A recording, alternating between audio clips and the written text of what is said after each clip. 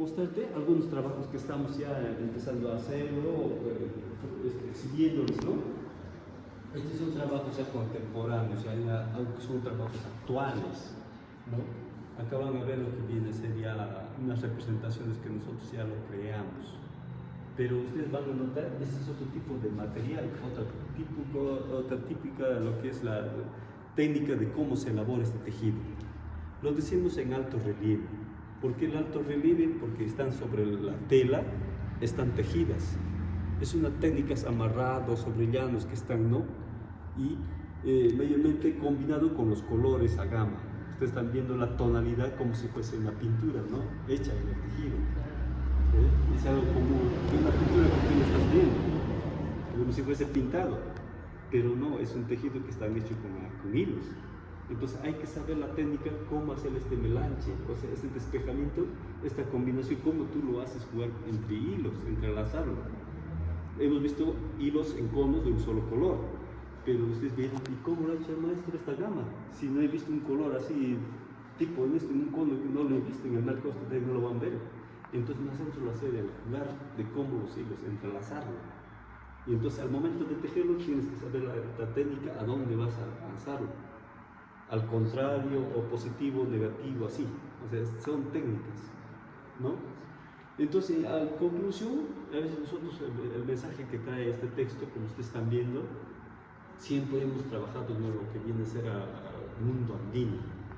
Entonces, siempre el turista les gusta un poco más informarse de lo que es en la vida de nuestros antepasados, cómo era el mundo, cómo era la vida de esas épocas, ¿no? Entonces lo que transportarlo, ese mundo, esa vida que anteriormente como vivían ellos, a hablar de lo actual es muy diferente.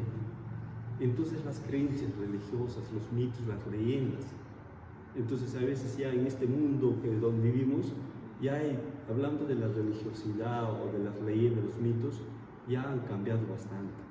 Entonces en la religión, incluso en la religión podemos saber, nosotros por ejemplo somos todos cristianos. Entonces, ¿qué estamos ahora abrazando? ¿Qué cosa adoramos? ¿A qué religión? Todos son imágenes, todo es iglesia, todo es cuadro, ¿no? Santos, vírgenes, y hay de diferentes nombres, y al final es solamente una virgen que tenemos. Hay solo Dios, ¿no?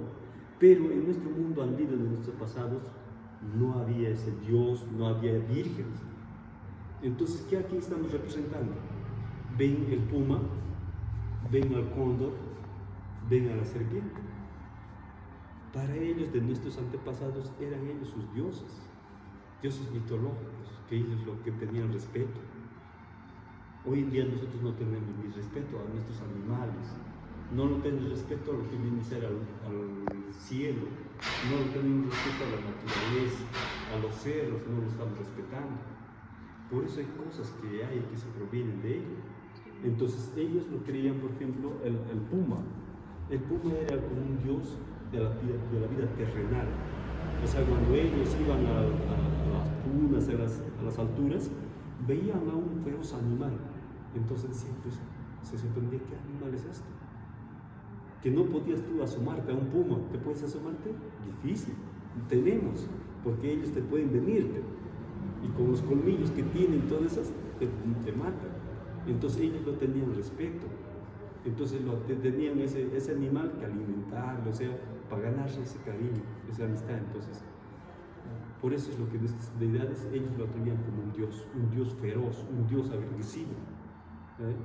Ahora, de la serpiente, ¿dónde para más su vida? Es en el suelo, se arrastra, ¿no?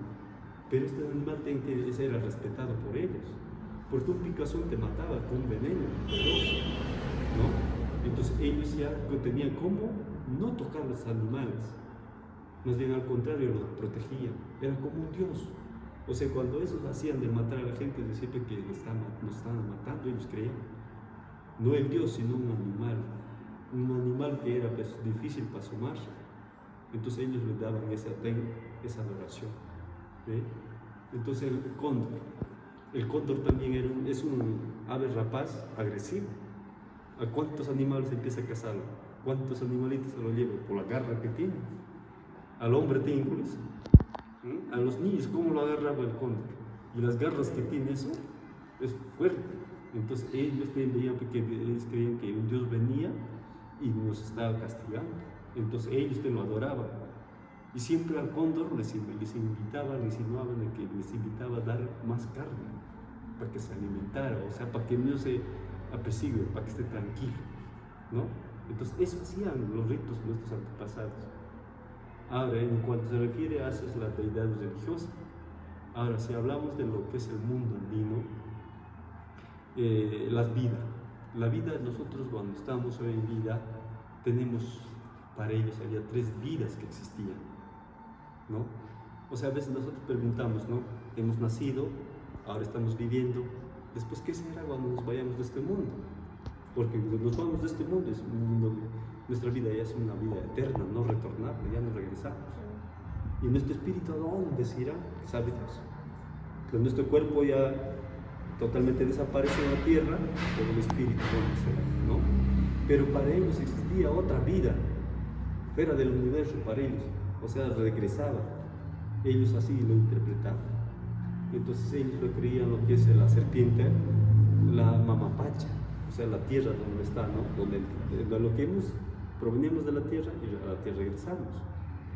El puma, ahora donde lo estamos viviendo, en este mundo, ¿no? Seres humanos, con los animales que estamos, ¿no? Y finalmente el cóndor, el cielo, la otra vida, porque allí después nos vamos, ¿no? Después de eso hay otro mundo, o sea, esas deidades, ¿no? Lo interpretaban para ellos, ¿no? O sea, el mundo andino siempre lo tenían respeto, o sea, ellos decían, ¿para qué hemos venido a este mundo? Para hacer algo en la vida. Entonces, este es el mensaje que trae lo que viene a ser este tapiz, ¿no? El mundo andino. Y también vemos allí la chacana o la cruz de los incas. De esa manera era la chacana, la cruz andina, ¿no? Los 4 mundos, ahí están, ¿eh? Viendo esto como es un trabajo contemporáneo, vamos a ver lo que sería hablando de las culturas. Hablemos de las culturas pre-incas, de cómo empezaron, qué culturas. Hablemos, por ejemplo, si hablamos de las culturas pre-incas que se han desarrollado en nuestro Perú, hablamos de lo que es Paracas, hablamos de lo que es Nazca, Chimú, hablemos de lo que viene a ser Recuay, ¿no? Entonces, incluso lo que viene a ser un imperio, que ahora estamos aquí, que es Uruguay, época pre-inca, ¿no? Un imperio que ha florecido. Entonces, este imperio, de cómo empezó a formarse como un imperio, no era así, pues que ya empezó a esa gente a habitar y ser un imperio. Cuando uno quiere ser un imperio, tiene que ser de conquistar pueblos, ¿no? Estados, tiene que conquistar para que así se aumente, crezca y se expanda lo que es un imperio y ser gobernados por una autoridad, ¿no? Y cuando en esos estados o en esos pueblos que han gobernado sus hombres, tenían que dar enseñanza, tenían en diferentes aspectos sociales, tenían que dar, ¿no? Las enseñanzas en carácter sociales, ¿no? Entonces para eso es que debían constituir a los hombres. En esa época el gobernante tenía que gobernar así, dar equitativamente a toda la población, ¿no? Entonces para eso tenía que dar enseñanza, tenía que dar educación, tenía que dar alimento, ¿no? O sea, para que se desarrolle el avance, ¿no? de los pueblos, para que progrese, ¿no? Para que se desarrolle. Entonces, hablemos de lo que es la parte de la textilería, como ustedes más que todo están en eso.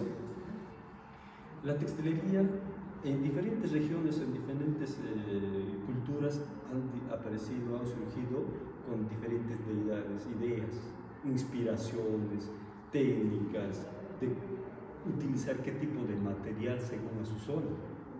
La sierra, la selva y la costa son diferentes regiones.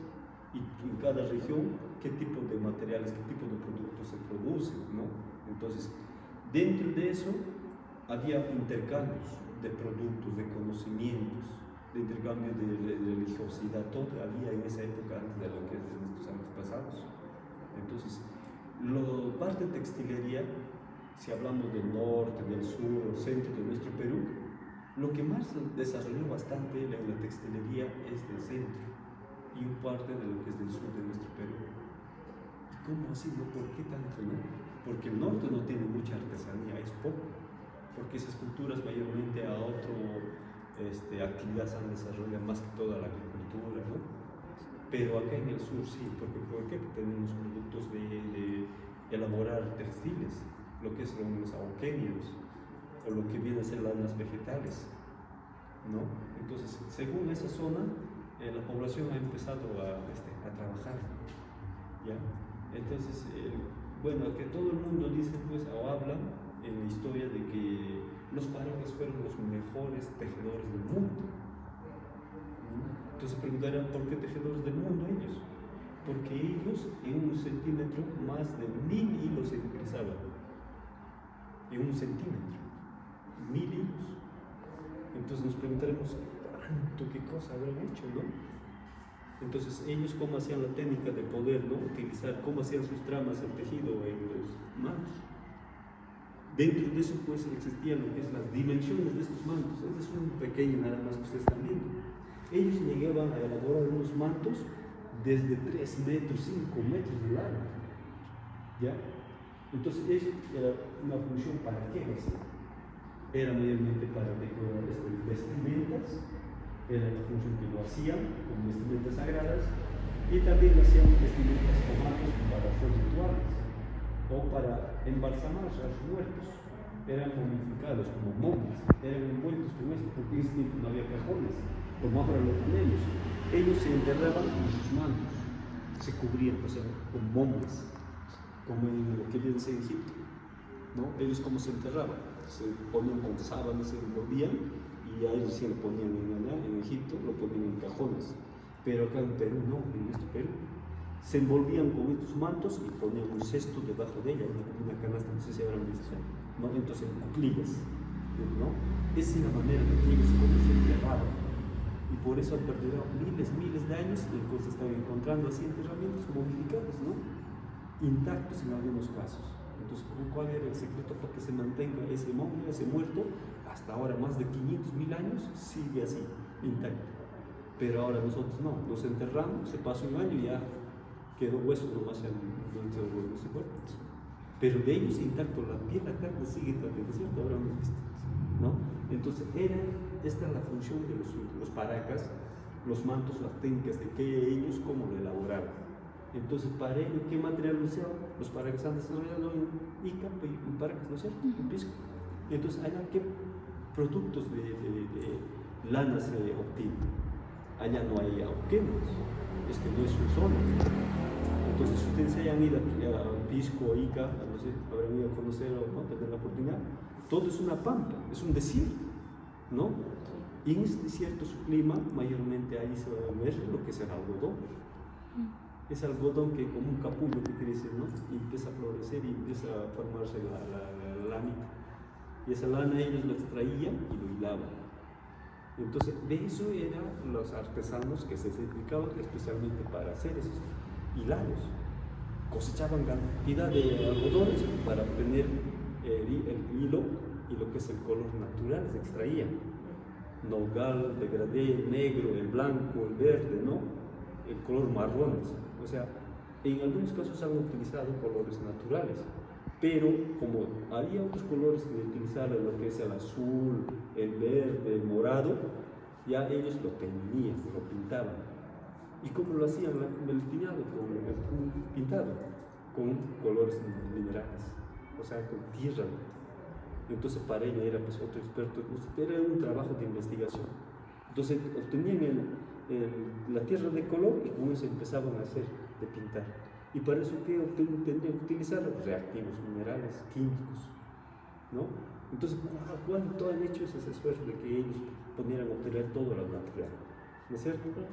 Entonces los paracas de esa manera, ellos han desarrollado, y la técnica mayormente era el bordado.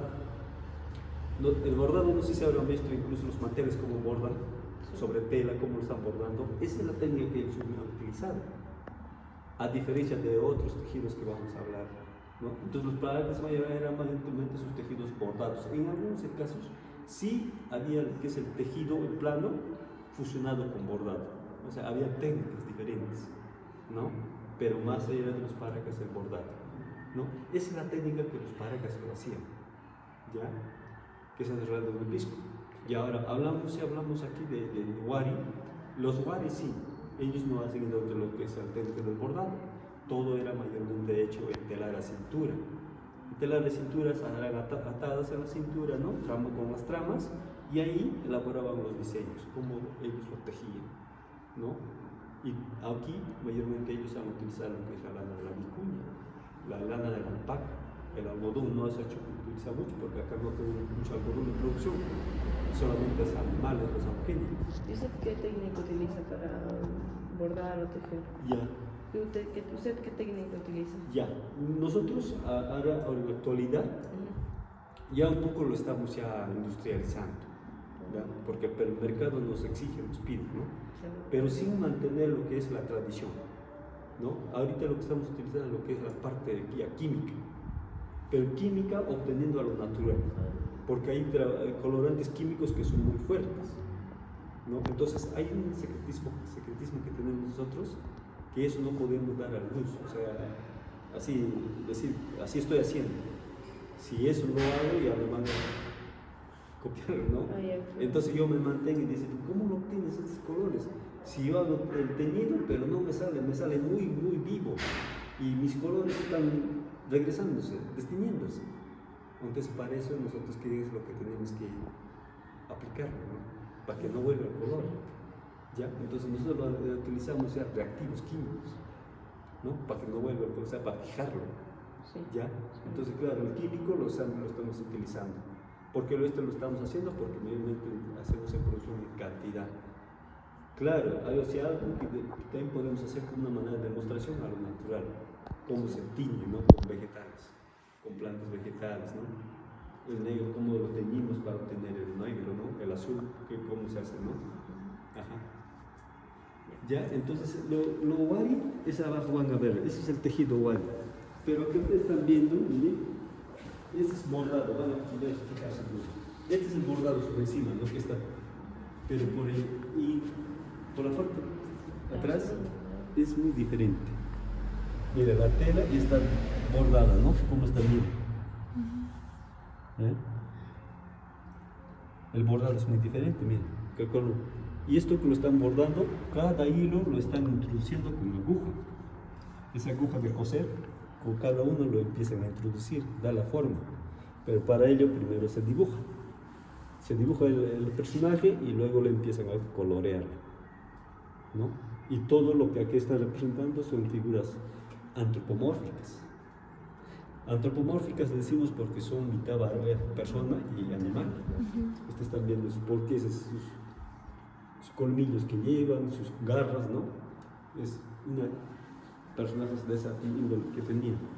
Ahora, en los waris, se trabaja todo en la parte primera, o incluso te interpretaban como a guerreros, ¿no? Saltos representaban como cerámica y textilería. Este es wari, el diseño wari. Son guerreros, a diferencia de los paracas, ¿no? El color también, pero también es muy diferente. Los paracas mayormente han utilizado lo que es el negro, el amarillo, el verde y el rojo. Y acá los waris han utilizado el negro, la turquesa, el amarillo, el rojo, ¿no? Infinidades. Pero esta es una reproducción que estamos haciendo, ¿no? Entonces, este es doble cara, puedes verlo en el otro, ¿no? Al revés, pues normal lo puedes ver. ¿Eh? No es como el otro, la otra técnica. Esto ya está tejido en el telar. O sea, el telar que vamos a ver, el telar, ahí ya lo están tejiendo, ¿no? Entrelazando con los hijos, ya no como eso con agujas. Es una vez cuando se termina la manta y empiezan a bordarlo fuera ya. Pero aquí lo están haciendo en el telar mismo, ya en la máquina, ¿no? Cada diseño. Entonces van a ver las representaciones de todos los guerreros, ¿no? Con sus sables, ahí que tenemos sus flechas, ¿no? Sus arcos, ¿no? Como y una pelea. Este es el trabajo ya actual, ¿no? Contemporáneo, ¿no? Lo que viene a ser la procesión de la que de hecho. ¿Okay? Si algo quiere preguntar, alguna duda que tenga. ¿Ya? Entonces, esto es los guayos. También estamos trabajando con los incas. Por ejemplo, por ejemplo, estos son ya bordados, ¿no? Estos son bordados ya, pero con otro, miren, este es otro tipo de lana ya. Esa lana ya muy comercial, oveja que decimos, que hay en el mercado. Y los dibujos son ya algo estilizado, ¿no es cierto? La técnica como está trabajando, ¿no? Estos sean comerciales, esos son trabajos ya actuales, contemporáneos. Mira, por ejemplo, este es lo que es igual, es Inca ya. Este es trabajo Inca. ¿Ve? Ya en el telaria está hecho ya el diseño. Y acá hay diferentes dibujos, ¿no? ¿Están viendo? No es como el otro. El Paracas repite el mismo dibujo, ¿no es cierto? Pero aquí hay diferentes dibujos, ¿no? En forma de zigzag, acá hay como en cuadros diagonales, como en forma de dameros, ¿no? Acá como en una especie de cuadrangulares. Entonces, este es un calendario que según las historias es una interpretación de escrituras, que como solamente lo interpretaba el Inca Supremo en ese entonces, ¿no? Cada uno de estos tenía una escritura para comunicarse, como los egipcios, ¿no? Como hacían en piedras, ¿no? En tablones, sus escrituras. En nuestro Perú lo hacían en sus telas, como ustedes están viendo, esta es la escritura.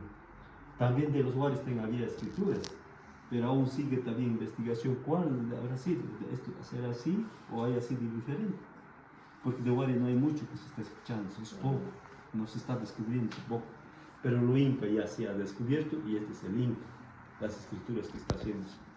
De esta es más dimensión que tenemos, que han visto hacia la, ¿no? Hay un manto inmenso, pero esto ya lo estamos haciendo algo para vender ya, ¿no? Las medidas, sean pequeños o alargadas, ¿no? Pero el manto netamente es muy diferente, ¿no? Cuando ustedes hayan visto los textos, ¿no? Van a ver unos mantos inmensos, ¿no? De lo que vienen de los incas. Estas son las gorras que se están, ya, como les digo, que en la pandemia se empezó a trabajar, ¿no? Esta es la gorra Huari. Esa es la gorra Huari que ya estamos elaborando, ¿las ven? Ustedes se preguntarán, ¿y esas gorras por qué, no? O sea, ¿para qué era? ¿Qué función que tenían estas gorras, no? Y eso nosotros ya lo estamos rescatando. Lo estamos ya un poco dándole el valor que hoy en día nadie lo hacía. Ahora nosotros lo estamos haciendo como si fuese algo de esos tiempos. Y siempre el gorra Huari llevaban los cuatro, ¿no? Puntas. Los cuatro puntos cardinales, los cuatro suyos, las cuatro estaciones, las cuatro vidas que ellos interpretaban en el mundo andino. Entonces para ellos era pues como un ritual llevar estas gorras. Y esto lo llevaban mayormente en ceremonias especiales. O sea, no, ellos no se ponían por poner nomás. Entonces había una ceremonia que la autoridad tenía que hacerlo, tenían que ponerse los sacerdotes. Y esto era como un signo de comunicación. Cuando ellos estaban en privacidad, tenían con sus seres más allá, con sus dioses, se comunicaban ellos. Eran como rituales que hacían. Entonces ellos veían el mundo, la vida, cómo era, qué de cosas les esperaba, qué cosas es lo que tenía que acontecer en esos momentos. O a veces en algunos casos había enfermedades, había luchas, había pugnas, o sea, había egoísmo, todo eso, y ellos lo veían. Entonces, ¿qué es lo que pedían? Paz, tranquilidad a sus dioses, a sus autoridades. Entonces, para esto es lo que se ponía. E incluso para guerras, cuando habían guerras, esto se ponía como casco, ¿no? Pero no es un casco, sino son como una manera de que ellos, como harían un signo de representación o algo les llegaba algo espiritualmente para poder ¿no? ellos defenderse o ganar las guerras, ¿no? Entonces eso tenía el significado, ¿no? Este es tejido Huari, a comparación que del Inca, este es otro tejido Huari, ¿ve? Es muy diferente, ¿no? Todos son en formas verticales, como calles, ¿no? A diferencia de los incas. Todo trabajo geométrico que ustedes están viendo. Y entonces van a ver en los tapices, estos son pequeños, ¿no? En las grandes van a ver siempre cuatro de estos, ¿no? Porque hace falta también uno más. Estos son los cuatro mundos, los cuatro puntos cardinales que ellos lo interpretaban. ¿Ve? En cada cuadro, este es el cruz del sur, y acá van a ver canales como cráneos, ¿no? De felinos. Estos cráneos eran como decapitados, ¿no? Siempre a los animales cuando cazaban no, lo dominaban, eran cortadas las cabezas. Porque ellos decían que estamos dominando a los animales o al enemigo también. Cuando ellos dominaban al enemigo lo cortaban el cuello, la cabeza y lo llevaban como trofeo. Y eso lo hacían ver a la población. ¿no? Entonces estos son trabajos actuales, como ustedes están viendo, esos son los ponchitos que hemos hecho durante la pandemia, ¿no? Con eso es lo que hemos empezado a trabajar. Ahorita los guardo las 4 puntas. Y ahora ustedes van a ver todo este producto que están viendo, ¿no? Ustedes se preguntarán cómo lo hayan hecho, por ejemplo, esta chuspa también, ¿no? Un bolsito, ¿no? Ustedes se preguntarán cómo lo hayan hecho, ¿no? Entonces van a ver la máquina, el taller de cómo se está haciéndose el trabajo. O sea, para que tengan idea cómo se trabaja. O sea, nosotros estamos todo el día aquí, día y noche trabajando. Entonces van a ver cómo es el trabajo del artesano, ¿no? Vamos por acá.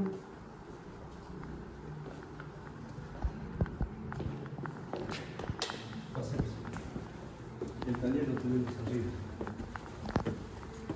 Van a notar ya van a tener idea cómo se trabaja el proceso del tejido y van a ver cómo es el mecanismo de emplear el telar, cómo es el manejo.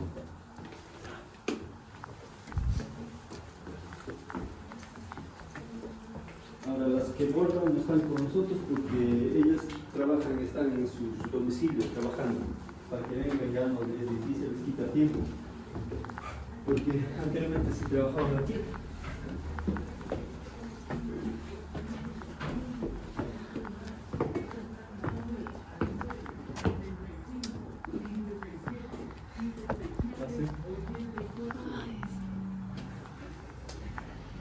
Ese es el taller, ahí van a ver cómo se está trabajando. Buenas Acérquense tardes. cómo están trabajando, ¿no?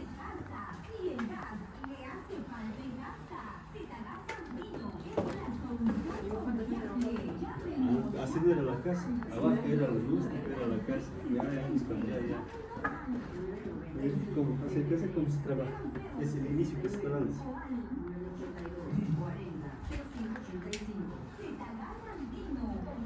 Entonces el taller, todas las máquinas están de pelar.